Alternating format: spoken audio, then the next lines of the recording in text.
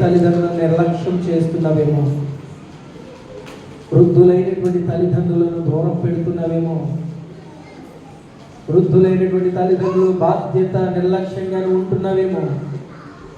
ముసలోళ్ళు అయిపోయారు కదా, వీళ్ళింతే అనుకుంటూ సరైన భోజనం పెట్టకుండా, సరైన ఆహారం ఇవ్వకుండా, మంచి బ్లాంకెట్స్ ఇవ్వకుండా, మంచిగా వారిని చూసుకోకుండా, అదే కఠినమైన, అదే భయంకరమైన, అదే ఇబ్బందికరమైన పరిస్థితుల్లో బలహీనత వచ్చినా సరిగా పట్టించుకోకుండా ఉంటున్నావేమో. దేవుడు మనతో మాట్లాడుతున్నాడు, సంగమా, ఇది న్యాయమైనది కాదు, ఇది ధర్మమైనది కాదు, యథార్థమైనది కాదు. ఇదిగో నేను నీతోనే మాట్లాడుతున్నాను.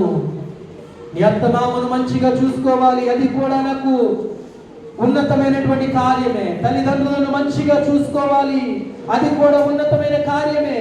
వృద్ధులైనటువంటి వారిని నిర్లక్ష్య పెట్టక వారిని ఆదరించుడి, చిన్న బిడ్డల వలె వారిని ప్రేమించుడని వాక్యం చెబుతుంది. కనుక మనం ఎందుకు ఆ విధంగా చేయకూడదు?